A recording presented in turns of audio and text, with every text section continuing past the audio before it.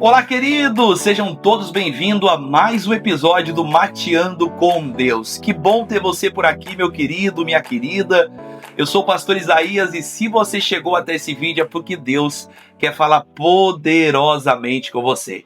A Bíblia nos alerta dizendo: aquele que tem ouvidos, ouça o que o Espírito Santo diz à igreja. Todos os dias nós estamos aqui ouvindo a voz do Senhor, buscando a sua direção. A Bíblia diz: lâmpada para os meus pés, luz para o meu caminho é a tua palavra. E o tema de hoje é muito importante, é de uma extrema importância, porque vamos tratar hoje sobre a volta do Senhor Jesus. Você acredita que Jesus está voltando para buscar a sua igreja, o seu povo, a sua noiva? Se você crê, já deixa aqui nos comentários: eu creio na volta de Jesus. Amém? Nós vamos para a vinheta e já eu volto. Mateando com Deus. Antes de começar a correria do dia, que tal parar um minutinho e ouvir uma palavra que vem direto do coração de Deus para você? Todas as manhãs às 6, eu, pastor Isaías Martinez, entro aqui no YouTube para te lembrar que você não está sozinho. Deus tem um propósito para sua vida. Existe esperança, mesmo nos dias difíceis. O amor de Deus te alcança onde você estiver. Vem com a gente. Vamos juntos alimentar a fé, renovar a esperança e crescer espiritualmente. Se inscreve no canal, ativa o sininho e não perde essa oportunidade de começar o dia com Deus. Irmãos, hoje eu quero que você compartilhe essa mensagem com o máximo de pessoas possível. Depois, no final, você pega e compartilha. Agora presta muita atenção. Jesus nos alertou sobre a volta dele.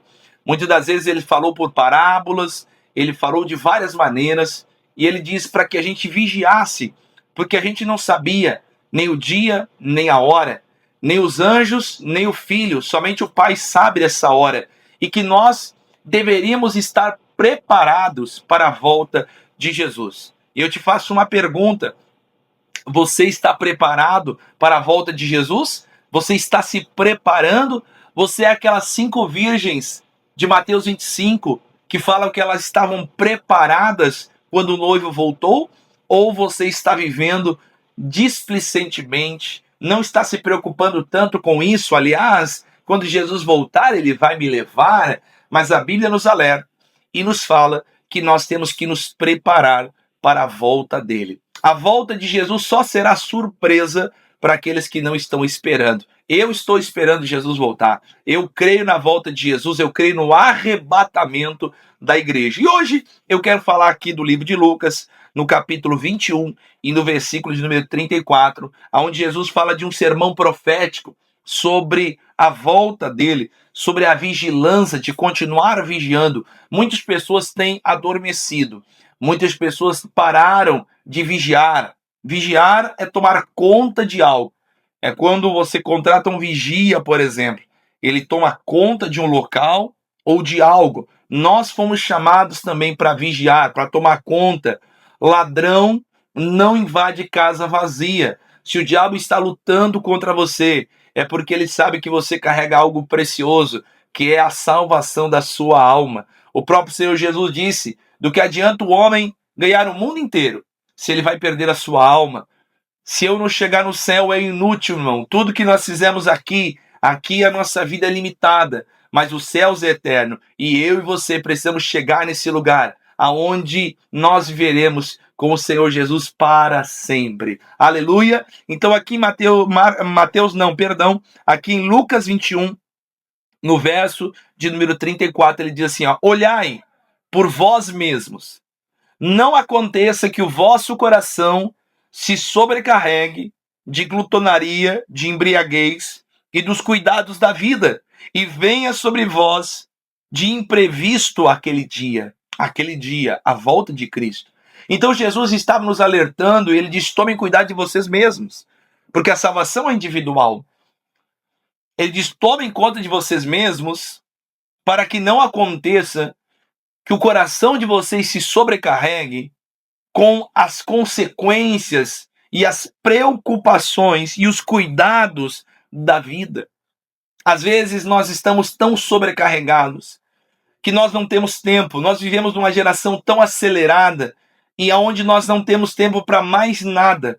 A maioria das vezes, quando vamos à igreja, estamos cansados, esgotados, porque estamos trabalhando, envolvidos em tantos projetos, em tantas coisas, que esquecemos que reino de Deus é prioridade, que reino de Deus é buscado em primeiro lugar. Só que Satanás sabe disso, e o diabo não está mais trabalhando naquilo que é proibido, naquilo que é pecado, mas às vezes o inimigo está usando aquilo que é permissível. Muitas das vezes o inimigo nos ataca, e ele nos ataca de uma maneira sutil. Ele não vem como o diabo, mas ele vem sutilmente e ele te ataca, e ele usa aquilo que é permissível para afastar você de Deus e do reino de Deus. Por exemplo, se eu te perguntar, trabalho é pecado? Não, foi Deus que mandou o homem trabalhar. Mas o diabo tem usado o trabalho, às vezes, para nos prender longe. Quantas pessoas estão trabalhando excessivamente? Quantas pessoas estão trabalhando de segunda a segunda, até altas horas da noite, estão perdendo família, estão perdendo a coisa mais valiosa, que é a presença do Senhor. Por quê? Porque estão somente trabalhando, trabalhando e trabalhando. Trabalho não é pecado, mas quando você trabalha demais e você não prioriza Deus, por isso que Deus deixou um dos mandamentos, que era descansar, era ter um dia que você diria 6 dias trabalhará e no 7 você vai descansar. Só que hoje as pessoas não descansam mais. Hoje as pessoas não têm mais tempo para Deus. E quando elas têm, e quando elas vão até uma igreja, elas vão cansadas, esgotadas, com a cabeça tão cheia, porque o inimigo não está usando o que é proibido, mas o que é permissível. Porque se ele te atacar, o diabo já entendeu que quando ele te ataca no que é pecado, você amarra ele, você repreende, você não aceita. Mas aquilo que é aparentemente, sabe, permissível, que não é um pecado, ele consegue te prender naquilo dali. Por exemplo, comida não é um pecado, mas pode se tornar. Internet, se você souber controlar, não é um pecado, mas pode se tornar um pecado e te afastar de Deus. Será que eu e você não estamos sobrecarregados? Será que eu e você não estamos sobrecarregados como Marta, quando Jesus estava na casa dela? Veja bem, Jesus estava na casa de Marta, irmãos. Como está na sua vida, como está na sua casa. Mas a Bíblia diz que Marta estava agitada, e o próprio Senhor Jesus disse: Marta, Marta, estás agitada e te preocupa com tantas coisas. Maria escolheu a boa parte, é uma escolha. Eu escolho, irmão, dar tempo para Deus. Eu escolho priorizar a Deus. Eu escolho. Maria escolheu a boa parte, e essa não lhe será tirada. Tem pessoas que escolheram trabalhar mais e não priorizar o reino de Deus. Tem pessoas que escolheram, sabe, dar menos tempo para Deus. É uma escolha, mas tem aqueles que escolheram colocar o reino de Deus como prioridade, até porque Jesus está voltando. E se ele está voltando, do que adianta construirmos tanta coisa aqui, tantos projetos aqui, se não priorizarmos a presença de Deus? E eu não estou falando isso aqui que nós não temos que influenciar, que nós não temos que construir, que ser relevante nessa terra. Não, nós temos que fazer. A terra foi dada ao Filho dos Homens, mas a questão é, será que o nosso coração não está sobrecarregado? Será que eu não estou com tantas coisas que eu já não oro mais? Que eu já não busco mais a Deus? Uma das armas mais poderosas nesses últimos tempos é a distração. O diabo tem nos distraído, irmãos, para que a gente não perceba que o Filho de Deus está voltando. O diabo tem, sabe, tentado fazer a gente se agarrar a essa vida. Eu vejo tantas pessoas tentando sobreviver nessa vida, sabe? Na questão Esses dias eu vi um vídeo aqui que ela dizia, sobrevivendo ao apocalipse. Não, irmão, eu não quero sobreviver a nada, eu quero subir com Jesus. Eu não quero ficar, quando Jesus voltar e a humanidade ficar sem Cristo, a igreja subir e ficar aqui o reinado do anticristo. Não, não, eu não quero ficar aqui, irmão, eu quero subir com Cristo. Eu quero subir para a eternidade, eu não quero ficar aqui. Só que hoje tem pessoas na internet ensinando a sobreviver em meio ao apocalipse, sobreviver sem Deus. Diga, tá amarrado. Nós não queremos sobreviver sem Deus. Nós queremos estar na presença de Deus. Aleluia! Aleluia! Louvado seja Deus! Glória a Jesus! E ele diz mais aqui, irmãos. Olha o que diz aqui. Porque virá como um laço sobre todos os que habitam na face de toda a terra. Vigiai, pois, em todo o tempo, orando, para que estejais ávidos, por dignos de evitar todas essas coisas que hão de acontecer e de estar em pé diante do Filho de Deus. Vigiai é tomar conta. Porque o diabo sabe, o diabo ele não consegue ler pensamentos, mas ele estuda as pessoas e ele consegue, sabe, nos atingir às vezes nos pontos mais fracos. Então, às vezes, nós temos que vigiar, e ele diz orar. Quantas pessoas pararam de orar, sabendo que o segredo é a oração, que já não oram mais com frequência, que já não buscam mais a Deus. Jesus disse: vigiem em todo o tempo. E orem para que vocês possam escapar daquelas coisas que vão acontecer e estar em pé diante do Filho de Deus. Quantas pessoas caíram, irmãos? Quantas pessoas se afastaram? Quantas pessoas que já não estão mais na fé? O apóstolo Paulo, escrevendo a Timóteo, ele diz que muitos nos últimos tempos abandonarão a fé. Hoje nós estamos cheios de religiosidade, inventando teoria disso, teoria daquilo. Abandonamos o evangelho simples, o evangelho da cruz, o evangelho que Jesus está voltando. Sempre temos uma teoria diferente. Não cremos mais na volta de Cristo. Estamos tentando ficar nessa terra, nos agarrar a essa terra. Não, irmãos. Jesus está voltando. E o apóstolo Paulo, escrevendo aos Colossenses capítulo 3, ele diz: pense nas coisas que são de cima. Busque as coisas que são de cima e não as que são de baixo, aonde Cristo está sentado à destra de Deus. Porque quando Cristo se manifestar, Ele que é a vossa vida, vocês também se manifestarão com Ele em glória. Se nós morremos com Cristo também reinaremos. Do que adianta o homem ganhar o mundo inteiro e perder a salvação da sua alma? Aleluia! Aquele que acha a sua vida vai perdê-la, mas aquele que ele perder vai achá-la. Hoje eu quero orar, eu não sei como você está. Eu te pergunto, você está preparado para a volta de Jesus? Se Jesus voltasse hoje, você subiria? Vai ter um dia que Jesus vai voltar e todos nós estaremos perante Ele. Mas Jesus volta todo dia para alguém. Todo dia alguém morre, alguém deixa essa terra. E esse dia é o dia que Jesus voltou por aquela pessoa e não tem mais o que fazer. Ela já está na eternidade. E ela vai passar a eternidade ou no céu ou no inferno. E a questão é, estamos nos preparando?